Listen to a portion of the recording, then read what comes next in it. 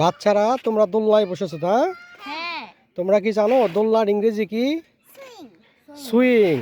Swing মানে দোলনা। দোলনা। আচ্ছা, তাহলে আজকে আমরা অনেক দিন পরে দোলনা খেতে এসেছি, তাই না? তাহলে এর ইংরেজি কি হবে?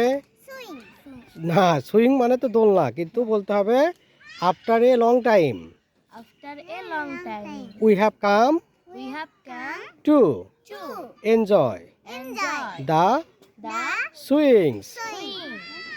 তারপরে বলতে হবে আমরা খুব খুশি, আমরা খুব খুশি। We are very We are very happy.